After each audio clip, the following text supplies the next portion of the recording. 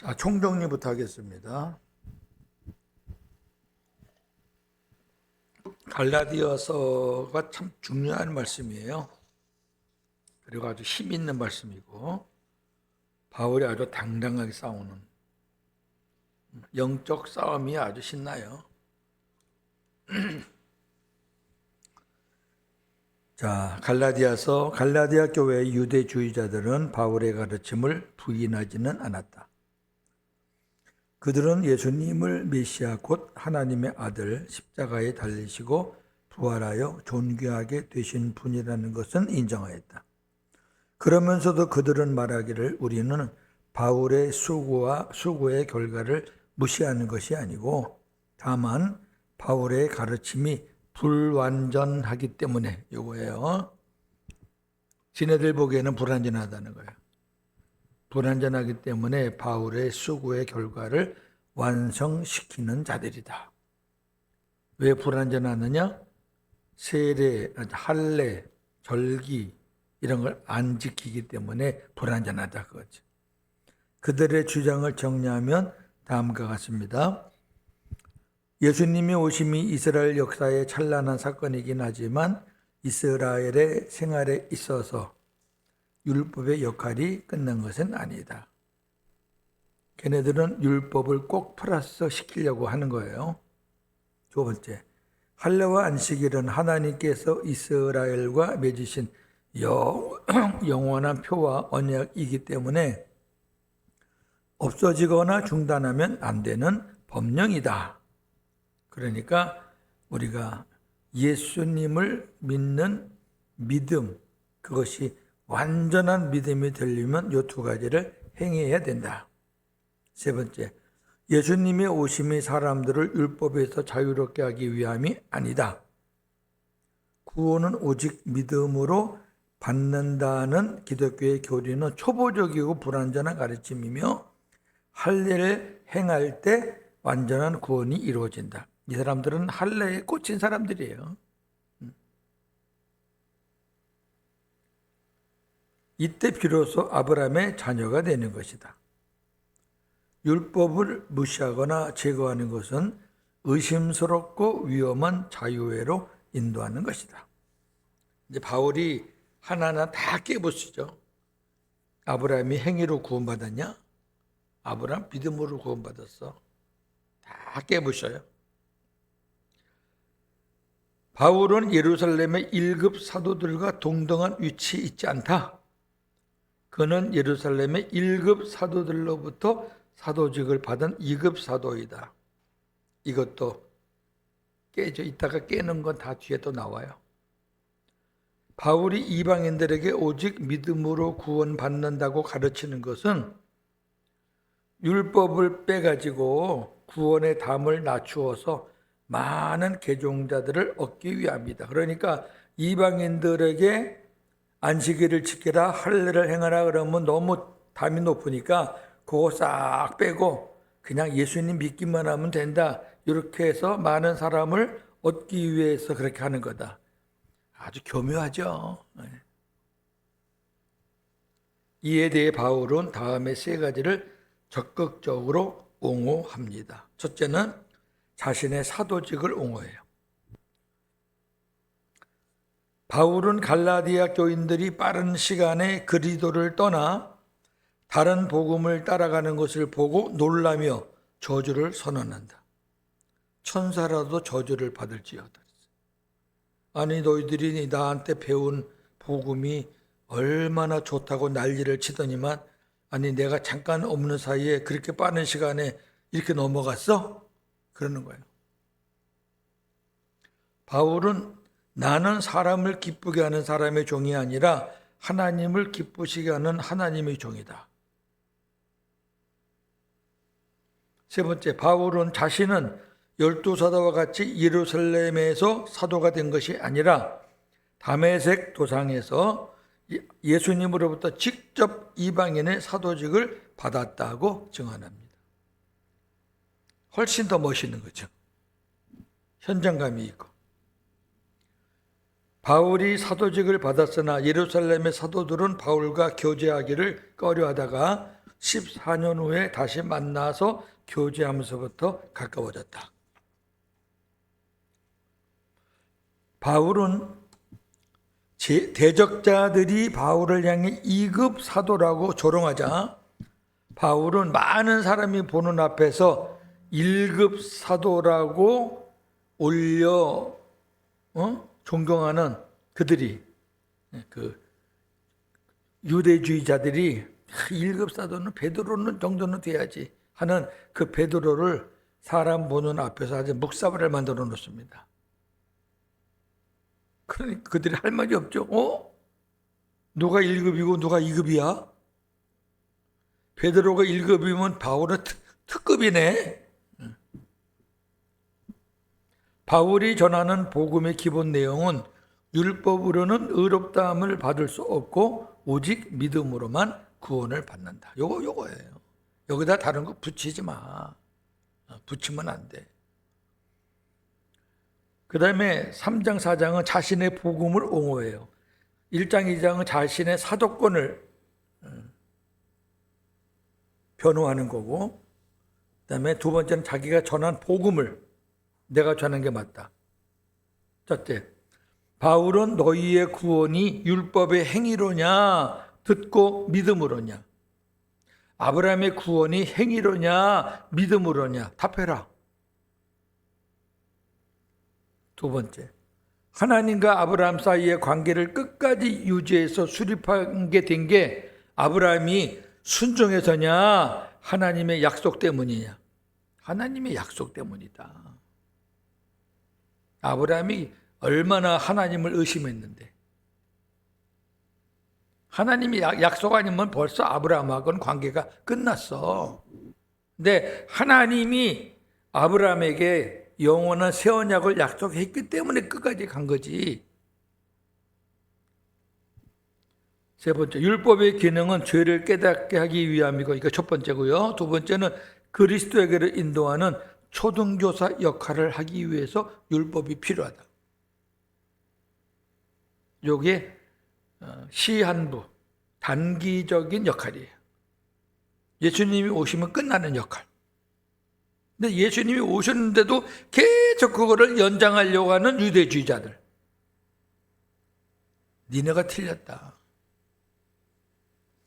예수님께로 인도하면 율법은 자기 일을 다 한 거라, 끝난 거라.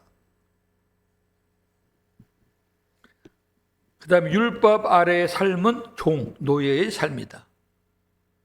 구약 너희 선진들이 그랬는데 너희도 지금 그렇게 사느냐? 율법 아래에서 할례를 행해야 되고 안식일을 지켜야 되고 또 뭘 해야 되고 아직까지도 종로로 살래? 다섯 번째, 갈라디아 교인들이 바울의 복음을 듣고 처음 대하였을 때 반응은 바울을 천사와 같이 예수님과 같이 대하였고 자신들의 눈이라도 빼어 바울의 약한 부분을 채우려고 했다. 이 정도로 좋아했었죠. 근데 그 미혹이라는 게요, 무서워요. 신천지가 지금 위기를 맞았죠. 자기들이 교주라고 여기는. 그리고 이만희 별명이 성령의 보혜사예요. 자기들의 보혜사가 지금 세상 재판을 받고 형량을 받아서 이제 구속될 위기인데, 근데 걔네들은 또 딴소리 할 거예요. 우리 보혜사께서 세상에 핍박을 받는다. 그렇게 할 거예요, 보나마나.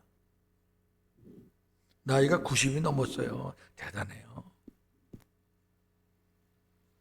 여섯 번째, 바울은 사라, 이삭과 짝을 져서 하갈, 이스마엘을 비유로 두 언약을 선언한다. 이 두 언약은 옛 언약과 새 언약이다. 성경의 언약은 이 두 개밖에 없어요. 옛 언약은 첫 언약이라고 하고 새 언약은 둘째 언약이라고 하고 옛 언약은 율법 언약이라고 하고 새 언약은 은혜 언약이라고 다 같은 말이에요. 5장, 6장은 자신이 가르치는 복음의 자유를 옹호해요. 복음의 사람은 이렇게 살아야 된다. 첫째, 복음 안에서 우리에게 자유를 누린다는 것은 성령의 인도를 따라 사는 삶이다. 옛날에는 율법대로, 기록된 율법대로 산다 그랬다면 지금은 성령께서 그때그때 가르쳐주고 깨닫게 해주시는 그 인도를 따라 사는 게 복음 안에서의 자유다. 틀을 깨는 거예요. 안식일을 지키다가 사람이 죽을 위기에 있다는 말을 들으면 그 찾아가야죠. 아니 지금 우리 형제가 우리 부모님이 위기에 있어서 지금 곧 가실 것 같다. 유언할 때가 된 것 같다. 그랬는데 안식일을 지켜야 돼. 그리고 이미 가신 다음에 가는 불효자를 해야 돼요. 그게 율법이에요. 그 율법. 그게. 나는 부모님보다 더 하나님을 사랑했다. 그걸 예수님은 뭐라 그랬냐면 이 고르반. 율법을 지키지도 못하면 핑계 삼아서 부모를 거역하는 악한 놈들 그랬어요. 그 자유는 어떻게 입증되는가? 세 가지를 말했죠. 서로 짐을 져라. 배려하는 거예요. 내 짐을 지은 다음에 여유가 되면 다른 사람의 짐도 함께 져줘라. 함께 짐을 지는데 서로 으르렁 될 이유가 없잖아요. 함께 짐을 지는데.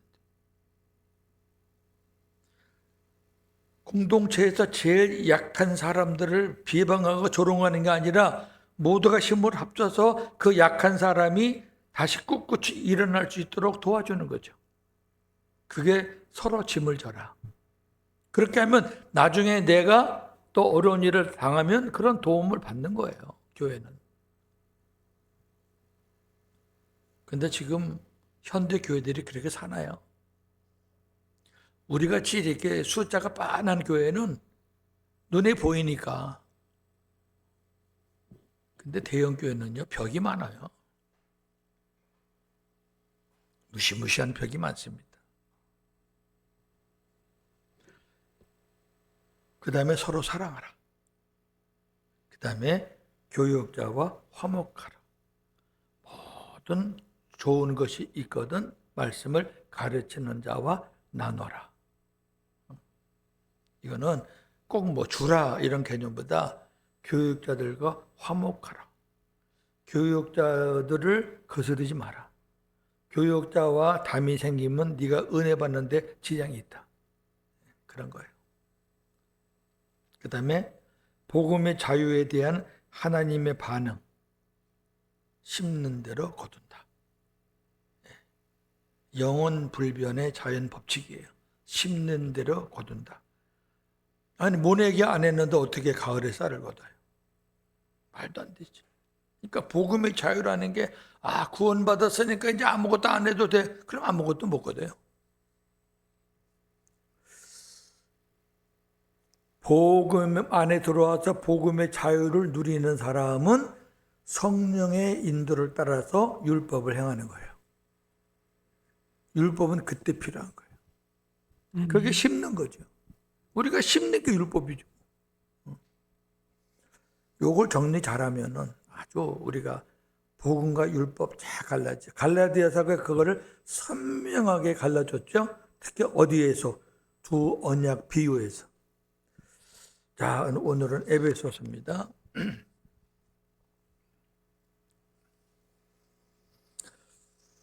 조금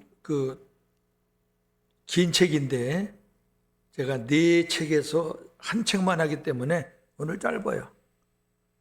다음 시간에 이제 세 책을 할 텐데 그 세 책은 오늘 하는 것 정도 양밖에 안 돼요. 대충 안 하려고 합니다. 교재에 없는 내용도 제가 많이 실었어요. 제가 깨달은 복음. 교재가 좀 어려워요. 글이 에베소서 뭐 이런 너무 이렇게 지리하게 있어서 제가 봐도 우리 교인들 예습하긴 하나. 예습해도 모르시겠다. 그래도 한번 읽어오는 거랑 그냥 오는 거랑은 좀 달라요. 자, 옥중서신을 설명합니다. 옥중은 감옥 안에서 쓴 편지 그런 뜻이에요. 제3차 전도 여행을 마친 바울은 예루살렘을 방문하게 된다. 거기서 한 유대 폭도로부터 공격을 받고 고소를 당하는 일이 일어나자 고소를 당하니까 당연히 잡아가죠. 당국은 그를 보호, 감금하였다가 가이사랴 감옥으로 이감합니다. 보냅니다. 이제 거기서부터 감옥 생활이 시작되는 거예요. 거의 바울의 사역의 끝자락이에요. 왜? 3차 전도 여행이 끝이니까 바울에게는. 바울은 몇 년간 감금하고 있다가 로마의 가이사에게 항소합니다. 총독이 와서 도와줘요. 로마의 가이사에게 항소하라. 죄수의 신분으로 로마에 도착한 바울은 하나님의 은혜와 섭리로, 참 놀라운 일이에요. 하나님의 은혜와 섭리가 없었다면 불가능한 거예요. 감옥 안에서 특별한 혜택을 받습니다. 죄수이기 때문에 밖으로 나갈 수는 없어요. 근데 감옥이라는 게, 로마 감옥이라는 게 그냥 감옥만 있는 게 아니라 그 감옥을 가두는 그 감옥 그 방이 있고 또 그들이 운동하는 곳, 뭐 일하는 곳 이런 등등해서 굉장히 넓어요. 교도소가 생각보다 들어가면. 근데 로마 감옥은 특별히 그 당대 세계 최대의 감옥이기 때문에 왜? 그만큼 많은 나라를 지배했기 때문에 감옥이 굉장히 컸어요. 그래서 그 감옥 구역 안에 새 집을 구했어요. 이거는 바울이 직접 자기가 돈을 내서 구한 거예요. 이것도 허락을 받으니까 감사한 거죠. 그래서 자기를 찾아오는 자들에게 2년간 담대하고 거침없이 복음을 전할 수 있었다. 자, 그 말씀이 사도행전 28장 30절 31절입니다. 바울이 온 이태를 자기 셋집에 머물면서 자기에게 오는 사람을 다 영접하고 하나님의 나라를 전파하며 주 예수 그리스도에 관한 모든 것을 담대하게 거침없이 가르치더라. 아멘. 온 이태. 그러니까 온 이태라는 것은 만 2년간. 이렇게 뭐 1년 얼마가 아니라 2년간을 자기 셋집, 자기가 돌을 물어서 얻어가지고. 또한 바울은 그것만 한 게 아니라 틈틈이 감옥에서 자신이 세운 교회와 지인들에게 편지를 썼는데 이 편지를 우리가 옥중서신이라고 하는 거예요.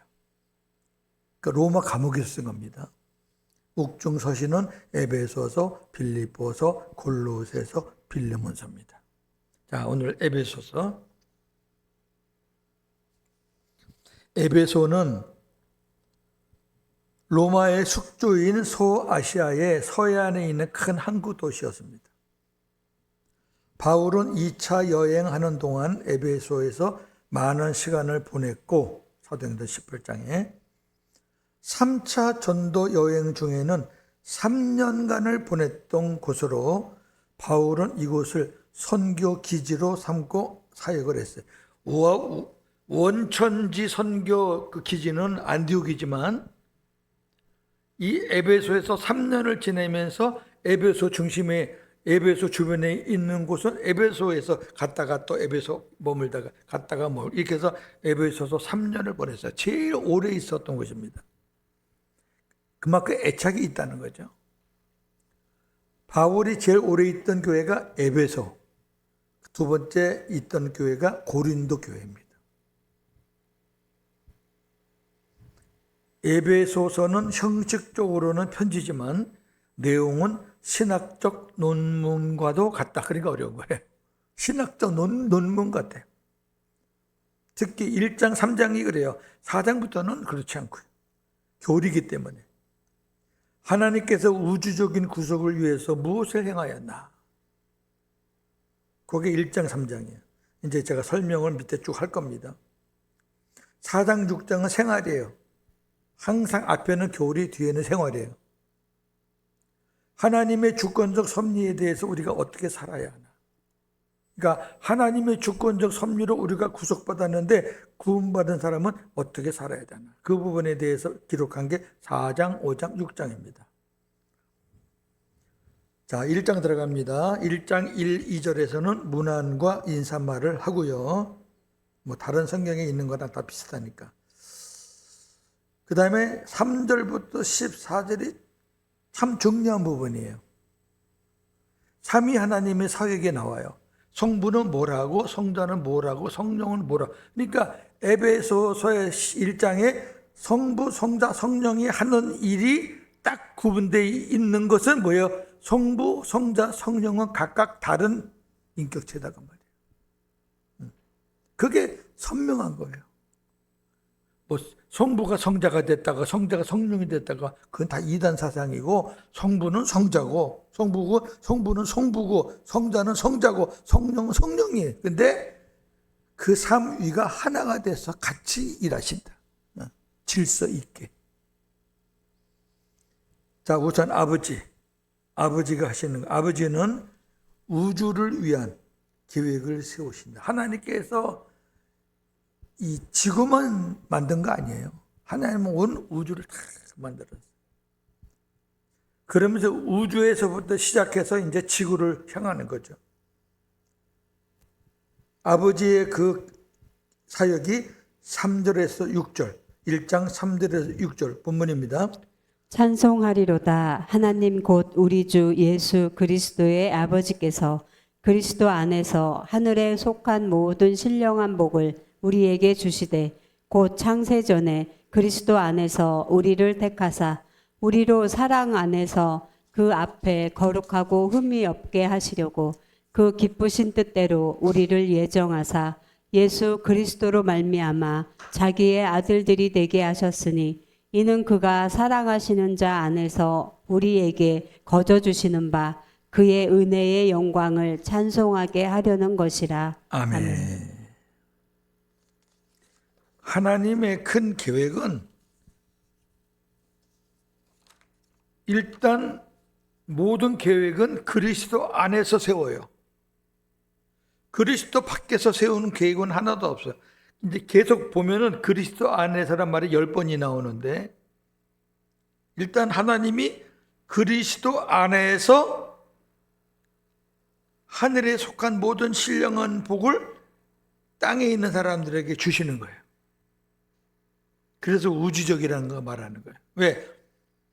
이 땅의 사람들에게 땅의 것으로 주는 게 아니라 하늘의 것으로 주기 때문에 우주적인 계획이라고 그러는, 이게 에베소서의 특징입니다. 아멘. 여러분, 구원이 땅의 복이에요? 아니죠. 우주적인 복이죠. 왜? 하늘에서 왔어요. 하늘은 우주적인 개념으로 보는 게 좋잖아요. 물론 그보다 더 위의 하늘이지만. 자, 그리스도 안에서 무슨 계획을 세우시는가? 아들은 아버지가 세운 그 계획을 이루십니다. 이 땅에 오셔서 부활 승천하셔서까지 아버지가 세운 계획을 다 이루시는 게 아들입니다. 1장 7절에서 12절.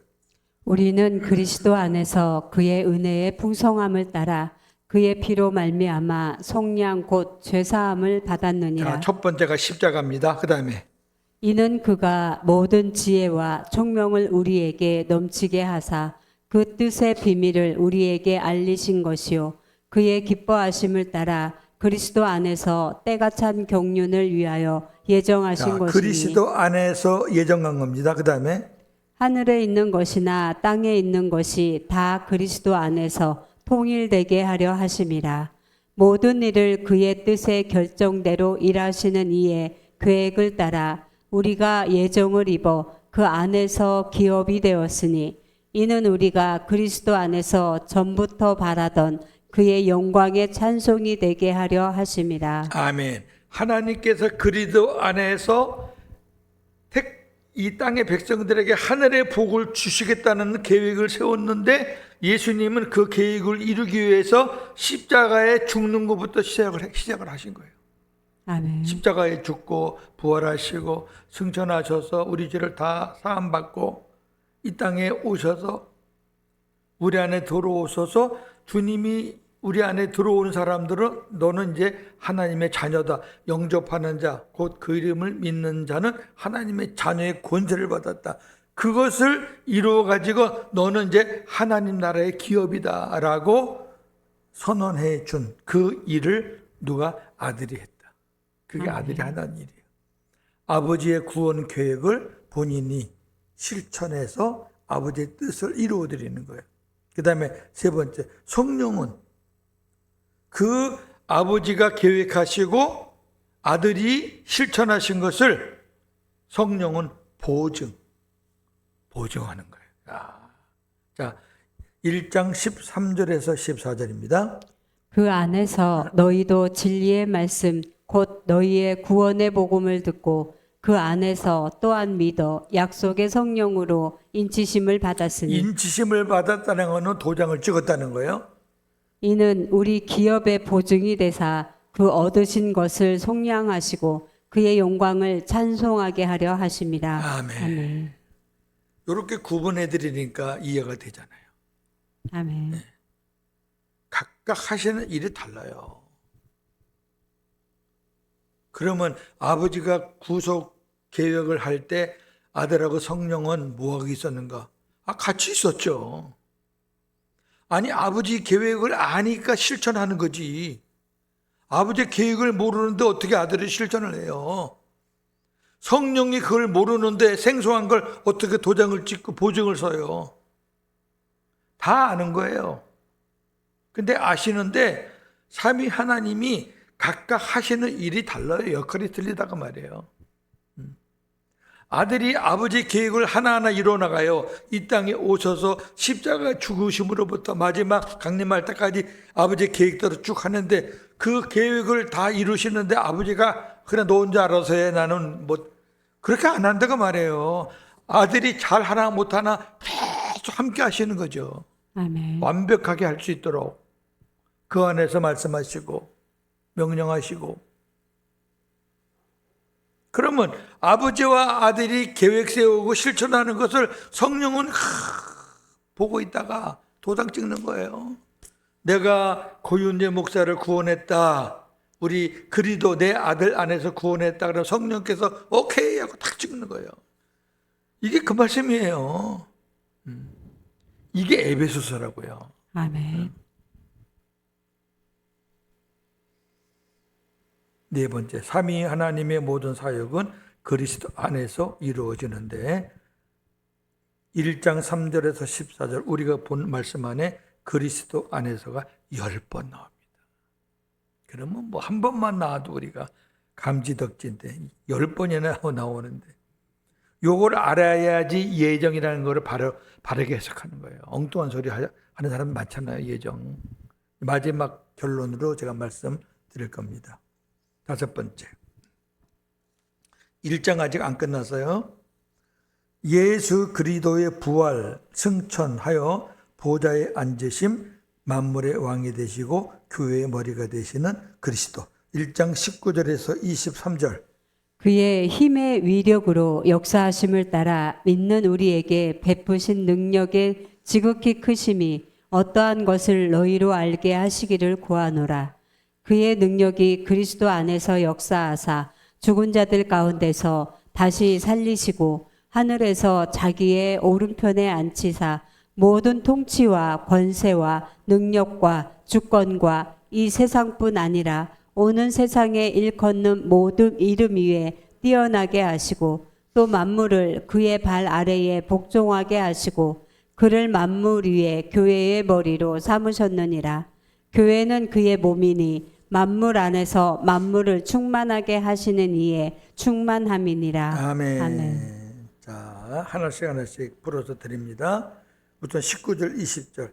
하나님의 가장 위대한 구속의 사역은 아들 예수를 죽은 자 가운데서 다시 살리신 것. 위대한 거죠. 이걸로 끝난 거는 아니고 계속 이어지는 거지만은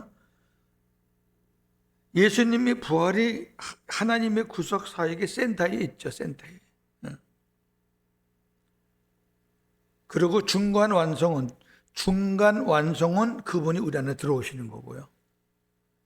마지막 끝판 완성은 주님이 강림하시는 거예요. 이는 역사의 큰 정점이었고 하나님이 무한한 능력에 대한 입증이었다. 죽은 자를 살리신 것은 이 세상에 아무도 못하잖아요. 이 세상에 잡신이 수만이 있어도 못해요. 두 번째, 하나님은 부활하신 예수를 하늘에서 자기 오른편에 앉히셨다. 20절과 21절이고요. 넘기시고. 이는 하나님이 예수에게 우주를 통치하는 사명을 맡기셨다는 거예요. 하나님 보좌에 앉히셨다는 것은 만왕의 왕으로 앉힌 거예요. 세상의 왕들을 네가 다스려라. 이 우주를 네가 통치해라. 위임이라 그래요. 목사를 위임 목사라 그러잖아요. 그건 뭐냐면은 주님이 하시는 일을 목사에게 맡기는 거예요. 그럼 위임 받은 사람은 주님의 마음으로 해야 되잖아요. 그렇죠? 근데 위임 목사라는 사람이 주님의 뜻과 관계없이 지 욕심대로 하면은 그건 위임 목사가 아니에요. 그거 쫓아내야 돼요, 그거는. 제가 말하는 거는 완벽하게 하라는 게 아니에요. 주님은 완벽하게 하는 거 원하지 않아요. 오히려 잘못하면 교만해지니까. 매사에 하나님께 묻고 나의 주인은 우리 주님이시다는 그 마음 가지고 주님의 마음으로 목회하는 거를 원하시는 거지. 하나님이 그렇게 아들에게 통치권을 위임했어요. 그래서 예수님이 이제 부활한 이후, 부활 전에는 아버지가 왕이시고 부활하신 다음에는 그 왕의 권위를 아들이 받았다 그 말이에요. 나중에 다 정리해요. 사탄들 다 보내고 첫째 부활, 둘째 부활 시키고 다 끝나면 다시 그 왕권을 아버지에게 돌려드려요. 예수님이 아버지 받으소서, 다 끝났습니다. 그럼 그때 아버지가 다시 왕권을 받아요. 얼마나 멋있습니까? 제가 말하는 게 성경에 다 있는 내용이에요. 아들이 아버지께 모든 것을, 모든 영광과 모든 고난을 아버지께 바칠 때라. 아멘. 네.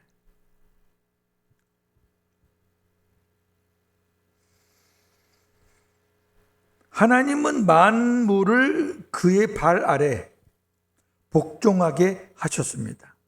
승리자는 발등상, 제가 여러 번 말했죠. 발등상이라는 것은 왕은 땅 바닥을 안 밟는다고 옛날에 그랬어요.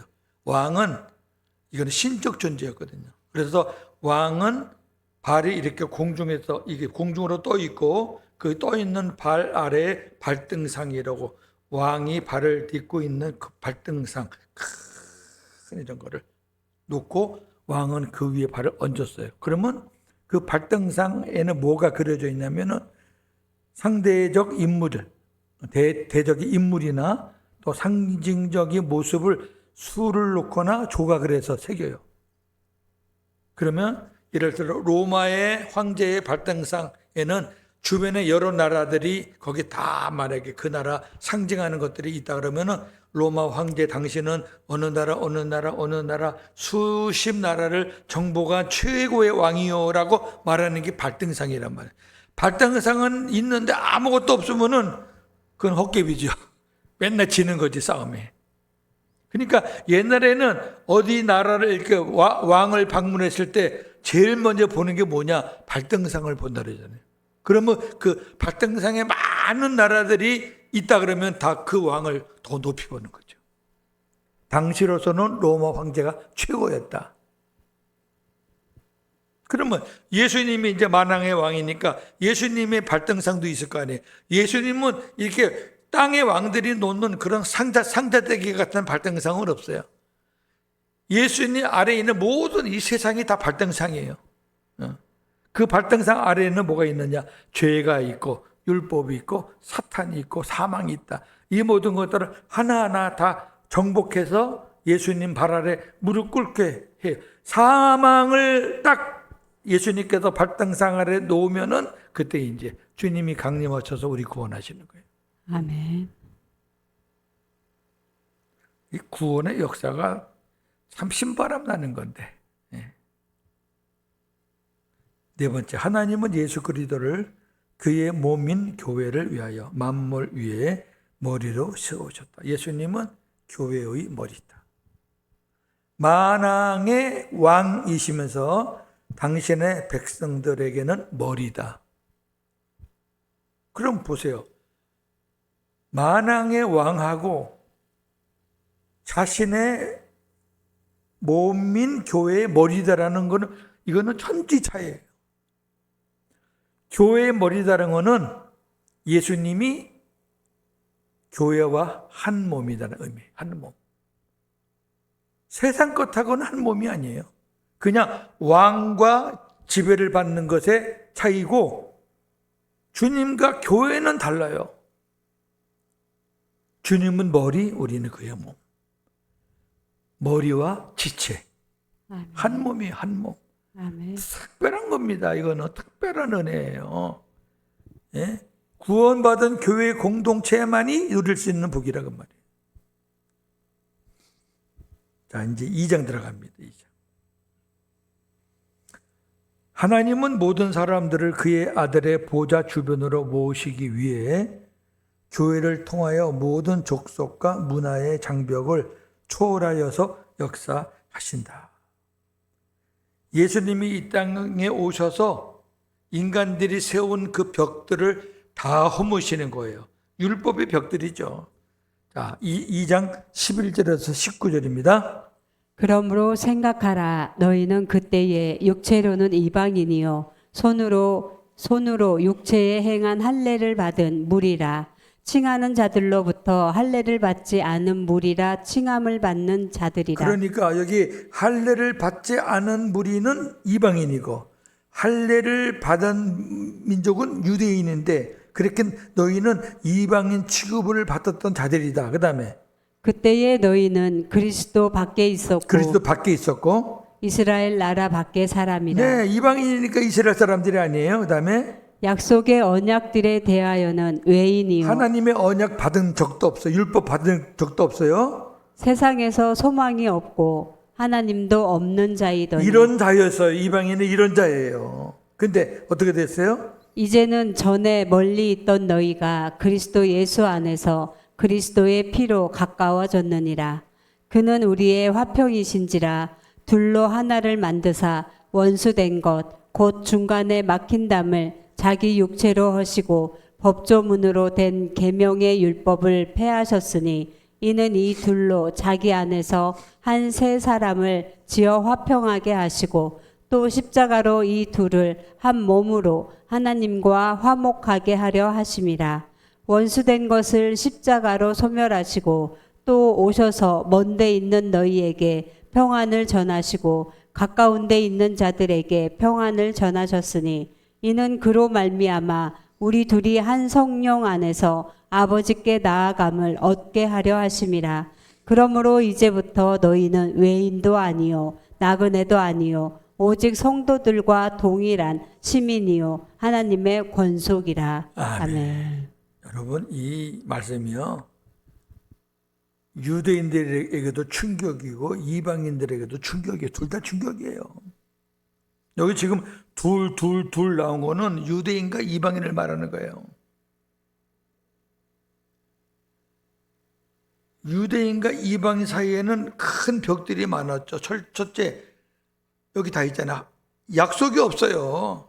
이방인은 하나님을 몰랐던 자예요. 그러니까 언약 밖의 사람이에요. 소망도 없고 하나님도 모르고, 그러니까 하나님과 아주 멀리 있던 사람들이에요. 그런데 유대인들은 이스라엘 사람이에요. 자기네 그 민족에서 예수 그리스도가 태어났어요. 약속이 있어요. 소망도 있고 하나님도 있고 자기 나름대로 하나님과 가까이 있다고 자부해요. 이게 유대인이고 아까 그게 이방인이에요. 저와 여러분은 이방인이었어요. 왜? 우리가 이스라엘 사람 아니잖아요. 아멘. 근데 예수님이 그 둘을 하나로 만드셨어요. 하나로. 막힌 담을 헐어버려서 뭘 헐었느냐? 십자가로 헐었어요. 아멘. 십자가의 죽으심으로. 자, 십자가는 제가 여러 번 말했잖아요. 가로의 십자가와 세로의 십자가가, 가로 막대기, 세로 막대기가 합쳐갖고 십자가잖아요. 이 세로는 하나님과 인간들이 하나가 되는 거고, 이 가로는 유대인과 이방인이 하나가 되는 걸 말하는 거예요. 그 센터에 누가 있느냐? 예수님이 십자가에 달리신 거잖아요. 아멘. 그래서 예수님이 그렇게 해가지고 하나로 만들고 화평하게 만들고 또 하나님과 화목하게 하고, 그리고 부활하셔서 평안을 전하시고, 여기 가까운 데 있는 자들은 유대인에게 평안을 전하시고 먼 데 있는 이방인들에게 평안을 전하시고, 그래서 지금까지는 민족적으로 따져서 뭐 둘이고 둘이 그래, 이제는 성령 안에서, 한 성령 안에서 하나가 됐다. 그래서 마지막, 이제부터 너희는 외인도 아니야, 나그네가 아니야, 너희들은 성도야. 동일한 하나님의 백성들과 동일한 시민이고 하나님의 권속 가족이라. 아멘. 그런 말씀이에요. 이게 에베소서예요. 또 느낌이 다르죠? 하나님은 바울 시대에 유대인과 이방인을 갈라놓는 장벽을 깨뜨리셨다. 왜 바울 시대가 나오냐면 바울이 등장하면서 이방인의 구원이 시작돼요. 그 전까지는 이방인의 구원이 없어요. 하나님은 모세의 율법과 무수한 규례들로 이루어진 분리의 벽을 제거하셨다. 이제 유대인과 이방인 모든 민족이 그리스도 한 분만 바라보는 하나의 공동체가 되었다. 할렐루야. 아멘. 이 은혜로 저와 여러분도 들어와 있는 거예요. 또 2장 더 합니다. 교회 공동체는 새로운 하나님의 처소, 곧 그의 새로운 성전이다. 건물을 말하는 거 아니에요. 우리 공동체를 말하는 거예요. 종 대신 그리스도께서 그 성전의 머릿돌이시고 그 모양과 형태를 결정하신다. 머릿돌, 그 위에 교회들이 모여서 성전이 되는 거예요. 모양과 형태를 결정하신다. 많이 모이는 큰 공동체도 있고 작게 모이는 작은 공동체도 있다 그 말이에요. 그리스도에 관한 진리를 선포한 구약의 예언자들과 신약의 사도들은 그 성전에 들어온 첫사람들이었다. 이게 중요해요. 구약의 예언자들은 하나님의 구원 계획을 알았던 사람이에요. 예수님이 오시기 전이지만 하나님께서 예언자들에게 미리 가르쳐줘서 선포하게 했어요. 그걸 우리가 구약에서 찾잖아요. 그들은 시간적으로는 구약의 사람이지만은 영원적으로는 차원에서 그들은 이미 그때부터 예수 그리스도 안에 들어와 있는 사람이에요. 아멘. 어떻게 보면은 신약의 사람들보다 더 먼저 그리스도의 공동체 안에 들어와 있는, 미리 들어오기를 약속되어 있는 사람이니까 말이에요. 아멘. 이 말이 멋있는 거예요. 그 구약의 예언자들, 그 다음에 신약의 사도들은 주님이 머릿돌로 계시는 그 성전에 들어온 첫사람들이었다. 그들이 성전의 기초를 형성한다. 2장 20절에서 22절입니다. 너희는 사도들과 선지자들의 여기 터 나오잖아요. 위에 여기 사도가 12사도 말하는 거고 선지자가 구약의 예언자를 말하는 겁니다. 터 위에 세우심을 입은 자라. 그리스도 예수께서 친히 모퉁이 돌이 되셨느니라. 그의 안에서 건물마다 서로 연결하여 주 안에서 성전이 되어가고 너희도 성령 안에서 하나님이 거하실 처소가 되기 위하여 그리스도 예수 안에서 함께 지어져 가느니라. 아멘. 아멘. 그래서 이 말씀이 왜 중요하냐면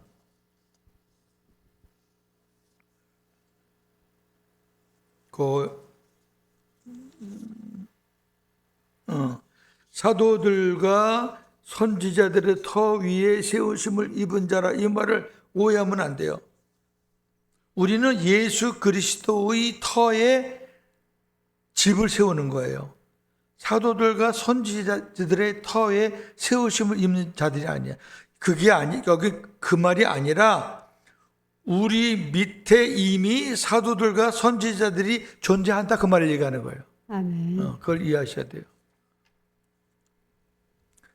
그 다음에 8번. 이제 3장 들어갑니다. 3장은 매우 중요한 하나님의 구원 경륜인데 요거는 끝에서 보겠습니다. 이거는 예정에 관한 아주 중요한 거니까 두 번 반복하니까 여기서는 지나갑니다. 4장입니다. 4장 1절에 그러므로 이하는 4장, 5장, 6장 말하는 거예요. 1장에서 3장에 하나님의 우주적 구속의 은혜를 깨닫고 구원받은 자들의 삶을 기록하고 있는데 4장 1절에 이렇게 시작합니다. 그러므로 주 안에서 갇힌 내가 너희를 권하노니 너희가 부르심을 받은 일에 합당하게 행하라. 아멘. 그러므로 1장 3장을 엎고, 알았지? 하나님이 너희를 구원하기 위해서 이렇게 하신 거, 어마어마한 계획을 세우신 거 이제 들었지? 깨달았지? 그럼 너희가 이렇게 살아. 하나님께 부르심을 받은 일에 합당하게 살아. 합당하게. 여기 아주 참 합당하게. 근데 지금 바울은 어디 있어요? 주 안에서 옥중서신이에요.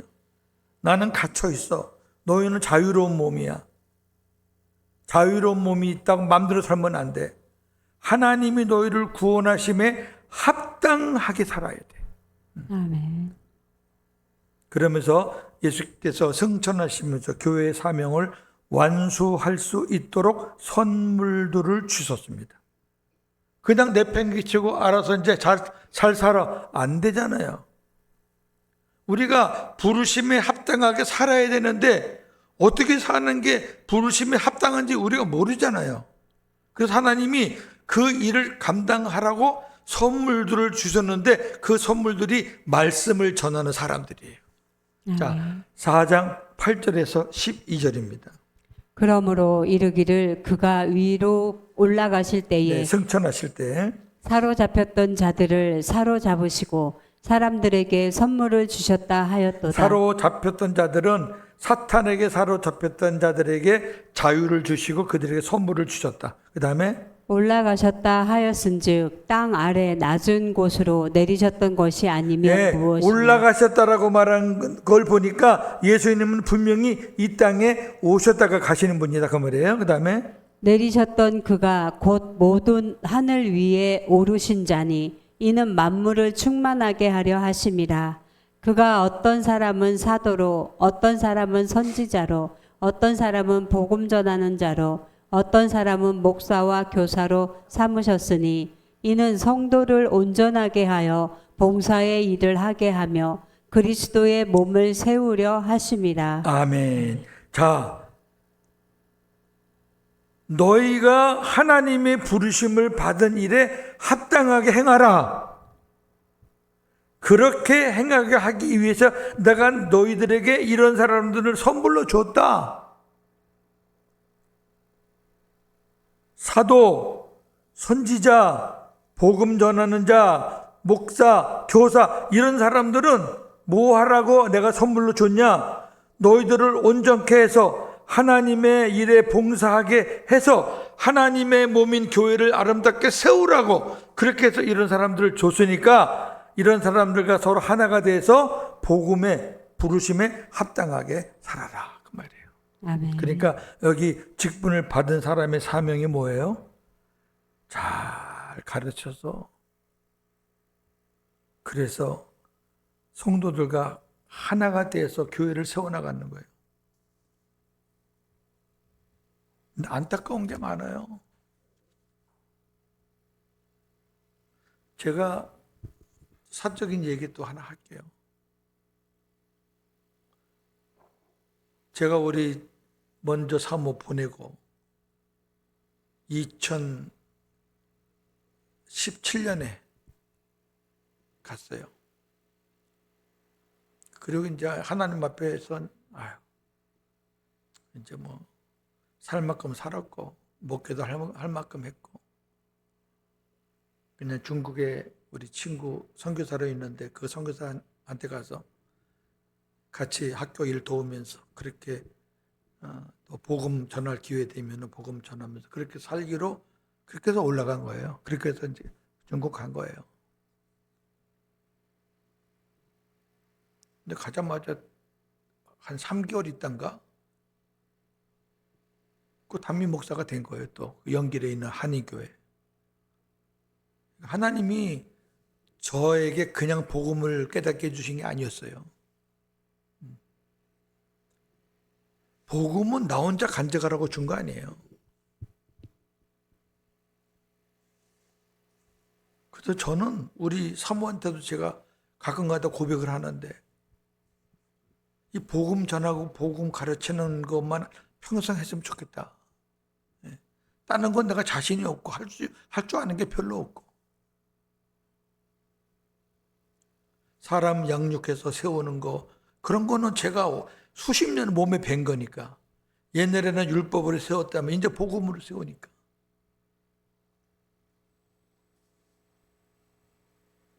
그 제가 우리 사모 만나기 전에 하나님 앞에 기도했어요. 하나님, 교회를 맡았는데 교회를 딱 맡으니까요, 은연중에 여자들이 자꾸 가까이 오는 거예요. 그거 어쩔 수 없어. 교회는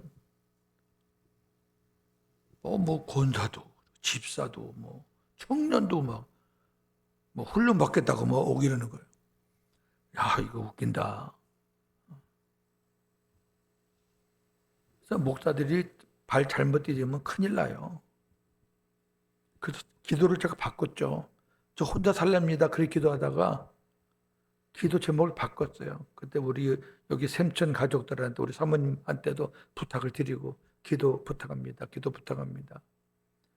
근데 제가 하나님, 요거 하나는 제가 안 하겠습니다. 여자 목사는 안 됩니다. 그것만 저는 기도했어요. 여자 목사는 안 됩니다.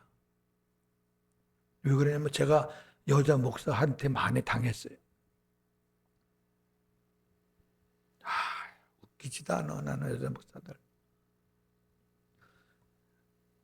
제가 이 본문을 보면서 왜 생각이 났냐면은, 하나님이 목사와 교사를 세운 이유는요, 교인들을 잘 훈련시켜서 성도들을 온전한 사람으로 만들어가라고 세웠는데, 우리나라 여자 목사들은 공부 많이 해봐야 3년이에요. 거의 다 2년 과정으로 끝나요. 했는데 또 본문이 이게 나왔으니, 그래서 이제 그 연결교회 권사님 한 분이 있는데 저한테 와서 중매 좀 쓸까요? 그러는 거예요. 뭐 하는 사람이에요? 전도사예요. 전도사예요? 목사예요? 전도사예요. 전도사 한번 봅시다.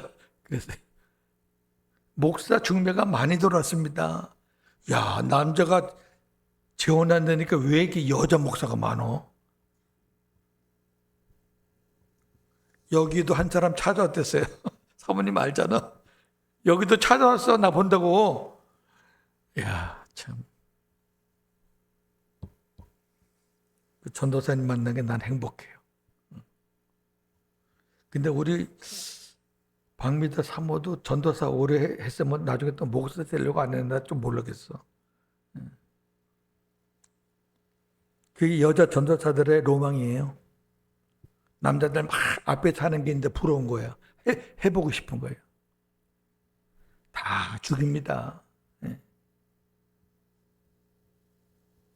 10번째, 바울은 그리스도인의 사회생활에 대해서 상세하게 기록해요. 5장에. 이거는 뭐 제가 일일이 안 가르쳐도 읽으면 알아요. 그 다음에 5장 끝부분에 6장 초반까지 남편과 아내, 부모와 자녀, 종과 상전 간의 질서에 대해서 가르쳐요. 마지막으로 우리가 싸움이 없는 평온한 나라에서 살고 있는 것이 아니라는 것을 상기시키며 에베소서를 마치는데 뭐냐면은 우리가 육신적인 전쟁은 안 한다 할지라도 영적인 전쟁은 지금 계속해서 하고 있다. 이걸 말하는 거예요. 6장 10절에서 18절. 끝으로 너희가 주 안에서와 그 힘의 능력으로 강건하여지고 마귀의 간계를 능히 대적하기 위하여 하나님의 전신 갑주를 입으라. 우리의 씨름은 혈과 육을 상대하는 것이 아니요 통치자들과 권세들과 이 어두움의 세상 주관자들과 하늘에 있는 악의 영들을 상대함이니라. 그러므로 하나님의 전신 갑주를 취하라. 이는 악한 날에 너희가 능히 대적하고 모든 일을 행한 후에 서기 위함이라. 그런즉 서서 진리로 너희 허리띠를 띠고 의의 호심경을 붙이고 평안의 복음이 준비한 것으로 신을 신고 모든 것 위에 믿음의 방패를 가지고 이로써 능히 악한 자의 모든 불화살을 소멸하고 구원의 투구와 성령의 검 곧 하나님의 말씀을 가지라.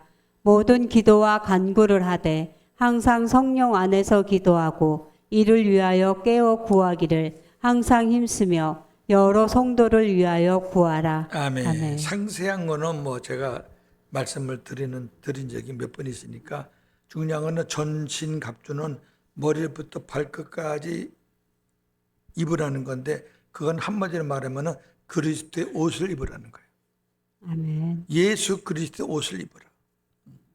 그러면 머리에서는 또 그리스도의 것을 생각하게 되고 입에는 또 그리스도를 말하게 되고 그렇게 그리스도 옷을 입으면 다 되는 거죠.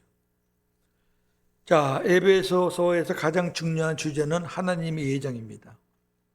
어떤 이들은 하나님께서 예정한 사람은 반드시 구원받고 예정하지 않은 사람은 어떠한 노력을 해도 절대 구원받지 못한다고 합니다. 어떤 사람들은 모든 사람은 하나님의 예정 가운데서 태어난다. 태어날 때부터 예정되어 있다.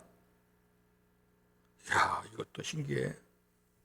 또 어떤 이들은 하나님의 예정은 우리가 감히 따질 수 없는 신비한 거니까 그런 말 하지 마.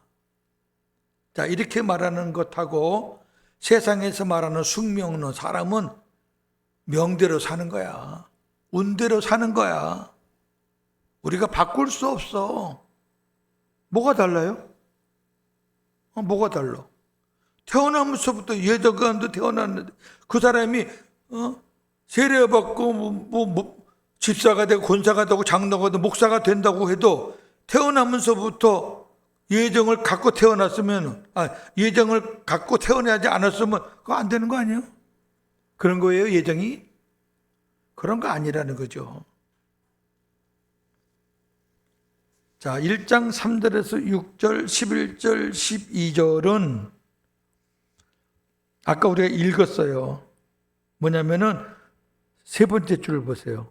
두 번째. 곧 창세전에 그리스도 안에서 우리를 택하사 우리로 사랑 안에서 그 앞에 걸어가고 흠이 없게 하시려고 그 기쁘신 뜻대로 우리를 예정하사 예수 그리스도로 말미암아 자기 아들들이 되게 하셨다.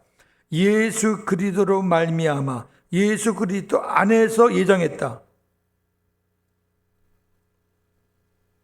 요거 잘 기억하시고 그 다음에 아까 빼놨던 3장 8절에서 11절 자 마지막입니다.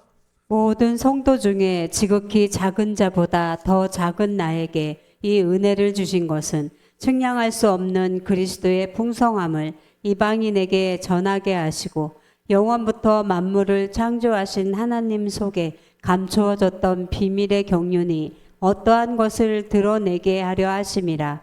이는 이제 교회로 말미암아 하늘에 있는 통치자들과 권세들에게 하나님의 각종 지혜를 알게 하려 하심이니 곧 영원부터 우리 주 그리스도 예수 안에서 예정하신 뜻대로 하신 것이라. 아멘. 예정은 딱 두 개입니다. 이거는 잊어버리면 큰일 나는 겁니다. 딱 두 개입니다. 근데 우리는 하나도 틀려. 하나 첫 번째 것도 아까 말한 대로 이상한 논리 속에서 둘째 거는 아예 몰라.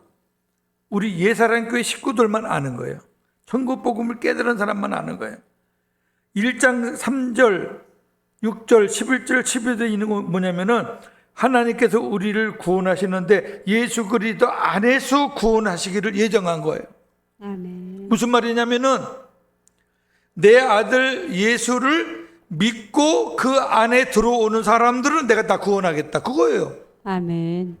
무슨 태어나면서부터 갖고 나오고 웃겨요, 웃겨. 그러니까 아까 말했잖아요. 예수 그리스도 안에서가 10번 나온다니까 10번. 다른 생각할까 봐. 둘째는 하나님께서 우리로 하여금 이 교회들로 하여금 천국에 올라가서 천사를 다스리게 할 것을 예정하셨다 그랬잖아요. 아멘. 이거 몰라 사람들이. 천국 가면 뭐예요, 목사님? 찬양해요? 예배 드린다면서요? 생명수 마시고 배 터져 죽겠네. 이걸 모르니까. 우리는 이 땅에서는 이렇게 살지만 하나님 나라 가면 부활한 몸으로 썩지 않고 죽지 않은 완전한 몸으로 살면서 우리는 하나님의 아들들이고 천사는 하나님의 종들이고 아멘. 하나님의 아들이 하나님의 종들을 다스리는 거예요. 아멘. 하나님이 다스렸던 것들을 우리 아들에게 맡기는 거예요. 요거 네가 다스려라. 요거 네가 다스려라. 요 한 구역은 네가 맡고 두 구역은 네가 맡고 너 잘했으니까 5구역 맡고 그렇게 해서 그 맡기는 게 상급이란 말이에요. 아멘. 그거를 우리가 하도록 하나님이 예정하셨다. 아멘. 자, 지금 조그맣게 읽은 본문 8절, 9절, 10절. 이는 이제 교회라. 거기 한번 다시 한번 읽어보세요. 이는 이제 교회로. 자, 교회가 바로 우리 예수 믿는 사람 공동체를 우리가 교회예요. 그 다음에 말미암아 하늘에 있는 통치자들과 하늘에 있는 통치자들과 권세들은 천군 천사를 말하는 거예요. 천군 천사가 직급이 있어요. 천사장도 있고 권세가 막강하죠. 하나님이 주신 권세가. 그러니까 하나님이 천지를 창조할 때 같이 역사했잖아요. 그 통치자들과 권세들에게 교회가 뭐래요? 하나님의 각종 지혜를 알게 하려. 하나님의 각종 지혜를, 하나님에 대해서, 아버지에 대해서, 하나님의 구원 사역에 대해서 천사들에게 우리가 가르쳐요. 알게 한다는 거는 가르친다는 거예요. 누가? 교회가. 아멘. 근데 이게 마지막 절, 곧 영원부터 우리 주 그리스도 예수 안에서 예정하신 뜻대로 하신 것. 요게 하나님께서 영원부터 미리 예정하신 계획이라고 말이에요. 할렐루야. 아멘. 천국 가면 심심하지 않아요. 아멘. 네. 뭐 반복 이 땅에서 했던 거 또 하는 거 아니에요. 사람이나 다스려봤지 아무리 큰 기업의 회장이 뭐 몇천 년, 몇만 명 직원을 거느려봤지만은 천국 가면요 천군 천사를 거느립니다. 아멘. 네. 하나님의 자녀가 된 게 그냥 된 게 아니에요. 이 복음의 메시지는 에베소서에만 있다는 거예요. 그러니까 에베소서가 이렇게 귀한 책이다. 모든 책이 다 귀한데 그 책의 특징이 다 있잖아요. 에베소서는 요게 특징이다. 예정. 아멘. 하나님께 영광의 박수 올립니다. 할렐루야.